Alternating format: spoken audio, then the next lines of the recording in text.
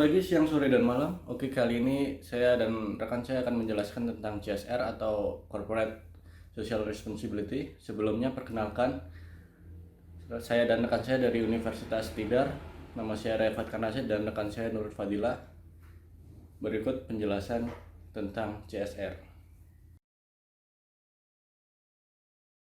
CSR atau Corporate Social Responsibility merupakan salah satu istilah yang berkembang pada tahun 1990-an. Tersebut ditandai dengan munculnya definisi dari WBSD, yaitu suatu lembaga yang digagas oleh PBB untuk kalangan bisnis agar mau berkontribusi untuk pembangunan secara berkelanjutan tanpa merusak sumber daya alam, di mana konsep tersebut menggabungkan 3 elemen, yaitu lingkungan, sosial, dan juga ekonomi. Definisi dari CSR menurut WBSD sendiri yaitu komitmen bisnis untuk berperilaku secara etis, beroperasi secara legal, dan juga berkontribusi atas pembangunan dan memberikan kehidupan layak kepada karyawan dan juga keluarganya, dan tak lupa untuk masyarakat sekitar dan masyarakat pada umumnya. Dr. Baltasar Kambuaya, yaitu Menteri Lingkungan Hidup ke-9 Indonesia, dalam menyeimbangkan 3 elemen lingkungan, sosial, dan juga ekonomi, perusahaan dapat fokus pada 3 hal, yaitu profit, people, dan juga planet, di mana perusahaan bukan hanya berfokus pada keuntungan semata, namun juga melihat dari dampak yang akan ditimbulkan oleh perusahaan, baik itu dampak secara jangka panjang maupun jangka pendek, sehingga perusahaan dapat memberikan dampak yang negatif dan juga meminimalisir dampak yang negatif. Kemudian laba yang diperoleh perusahaan bukan hanya untuk pertumbuhan dari perusahaan, namun juga memberikan upah yang layak kepada karyawan dan juga memberikan kontribusi yang baik kepada masyarakat.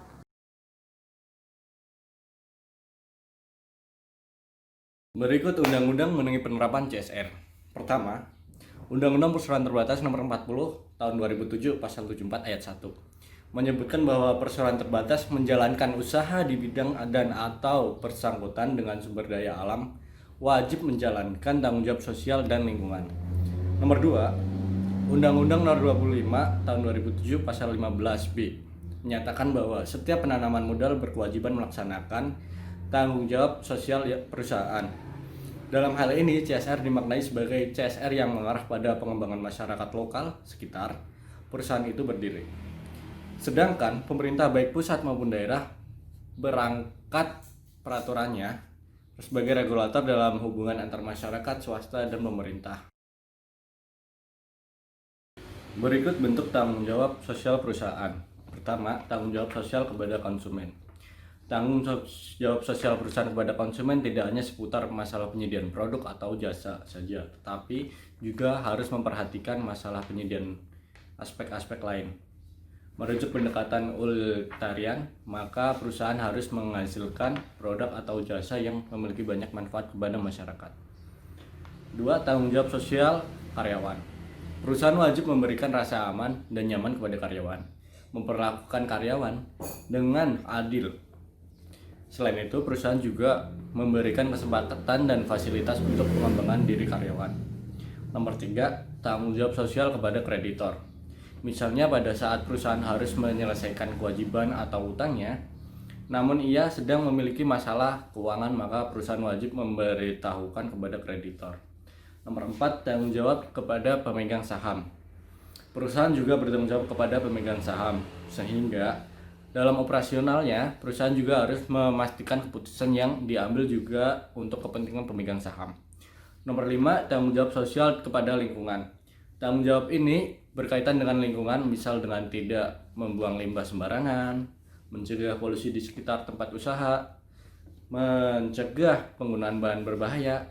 Jadi perusahaan diharapkan ramah terhadap lingkungan. Nomor 6, tanggung jawab kepada komunitas. Tanggung jawab sosial ini dapat dilakukan dengan cara memberikan corporate social responsibility atau CSR, memberikan bantuan seperti sarana-prasarana untuk pendidikan, kesehatan, infrastruktur, wadah usaha, atau hal lain yang dibutuhkan oleh masyarakat. Manfaat tanggung jawab sosial perusahaan.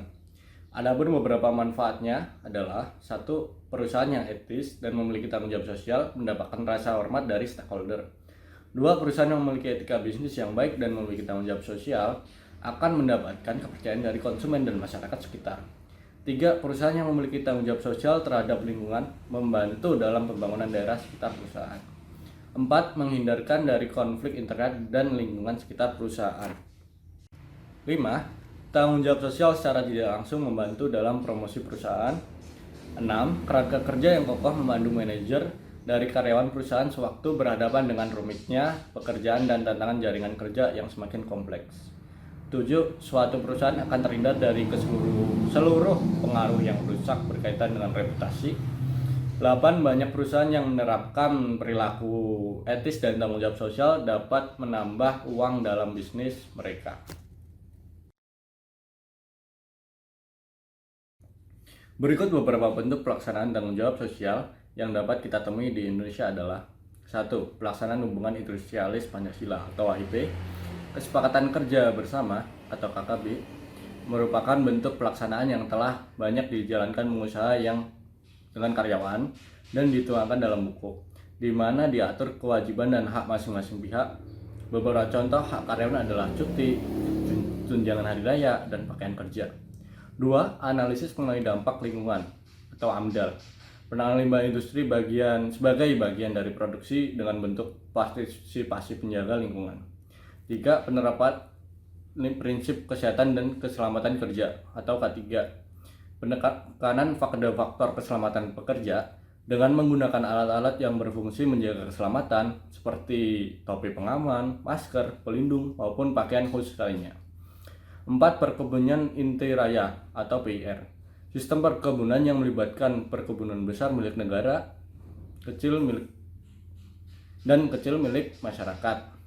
Perkebunan besar berfungsi sebagai inti dan motor penggerak perkebunan di mana semua bahan bakunya diambil dari perkebunan kecil di sekitarnya yang berfungsi sebagai plasma. Nomor 5. Sistem bapak angkat anak angkat. Sistem ini melibatkan pengusaha besar yang mengangkat pengusaha kecil atau menengah sebagai mitra kerja yang harus mereka bina. Terkadang hal ini menyebabkan masalah kepada pengusaha besar. Oleh karena itu, dibutuhkan kesadaran tinggi dalam pelaksanaannya. Beberapa contoh penerapan CSR di perusahaan Indonesia. Yang pertama yaitu PT Sari Husada Generasi Mahardika, yaitu perusahaan yang memproduksi nutrisi untuk ibu hamil dan juga untuk anak-anak. Programnya bernama Warung Anak Sehat, yaitu memberikan edukasi gizi kepada anak, ibu, dan juga guru di sekolah. Kemudian memberikan pelatihan kepada usaha mikro untuk membuat jajanan yang aman dan juga bergizi untuk anak-anak. Kemudian PT Sido muncul, yaitu perusahaan jamu dan juga farmasi yang tentunya menghasilkan limbah, salah satunya yaitu limbah etanol.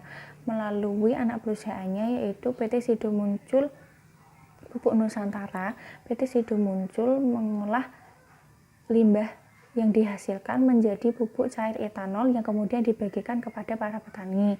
Dan yang terakhir yaitu PT Pertamina, yaitu memiliki program CSR bernama Sekolah Tapal Batas, yaitu memberikan bantuan kepada sekolah di daerah yang terpencil, tertinggal, sehingga dapat membantu untuk mencerdaskan generasi bangsa.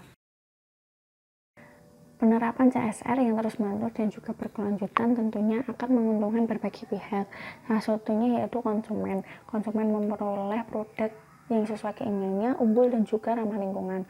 Kemudian perusahaan memiliki citra baik dan juga kemudian memperoleh profit yang akan dikembalikan kepada masyarakat untuk membangun masyarakat menjadi lebih baik. Bisnis merupakan suatu pedoman yang dianut oleh seluruh karyawan dan juga manajemen untuk melaksanakan pekerjaan yang dilandasi dengan moral yang baik, jujur, luhur, dan juga transparan. Etika juga menjadi nilai dan keyakinan yang terrealisasikan menjadi budaya di suatu perusahaan. Salah satu contohnya yaitu perusahaan memberikan pelayanan sebaik mungkin kepada karyawan dengan memberikan tunjangan yang baik, tempat yang nyaman. Tentunya karyawan akan meningkatkan kinerjanya semaksimal mungkin. Dengan kinerja karyawan yang baik tentunya akan berdampak pada perusahaan dan juga bisnis yang akan lebih baik pula. Penjelasan kami tentang CSR. Semoga penjelasan kami bermanfaat. Terima kasih dan sampai jumpa kembali.